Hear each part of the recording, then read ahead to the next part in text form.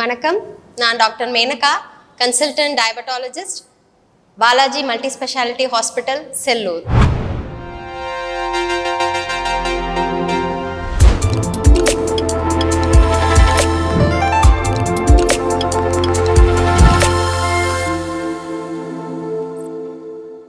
Sugar patients என்னென்ன காய்கறிகள் சாப்பிடலாம், என்னென்ன பழங்கள் சாப்பிடலாம்?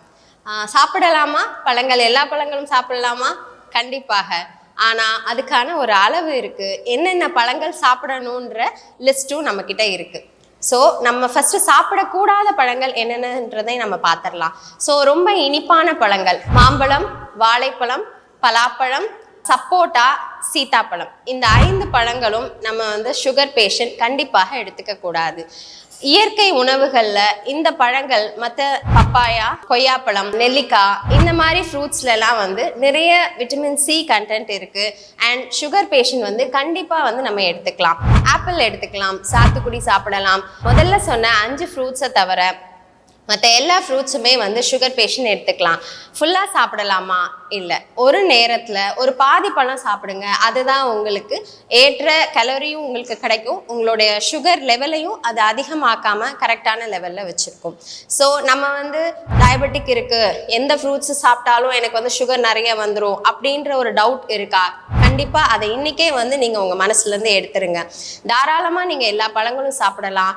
ஆனால் ஒரு நேரத்தில் ஒரு பாதி பழம் எடுத்துக்கிட்டா அதுவே உங்கள் சுகர் லெவலை கண்டிப்பாக கண்ட்ரோலாக வச்சுருக்கும். காய்கறிகள் என்ன சாப்பிடலாம்? பூமிக்கு அடி விளைகிற நம்மளுடைய உருளைக்கிழங்கு, பீட்ரூட்டு அண்ட் கேரட், இந்த மாதிரி கிழங்கு வகைகளை தவிர மற்ற எல்லா காய்கறியும் நம்ம தாராளமாக எடுத்துக்கலாம். அதில் ஏதாவது அளவு இருக்கா? கண்டிப்பாக கிடையாது.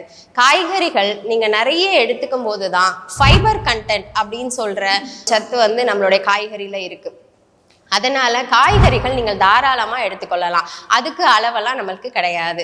மத்தியானம் சாப்பாடு உணவுக்கு மட்டும்தான் காய்கறி எடுத்துக்கணுமா? அந்த மாதிரி ரெஸ்ட்ரிக்ஷன்ஸும் கிடையாது. நீங்கள் காலையிலையும் எடுத்துக்கலாம், மத்தியானமும் எடுத்துக்கலாம், நைட்டும் எடுத்துக்கலாம். மத்தியான உணவில் மட்டும் நம்ம ரைஸ் அளவு கொஞ்சம் கம்மியாக எடுத்துக்கிட்டு காய்கறியோட அளவை நம்ம நிறைய எடுத்துக்கணும் அப்படின்றது தான் நம்ம சுகர் பேஷண்ட்டுக்கு நம்ம கொடுக்குற அட்வைஸ்.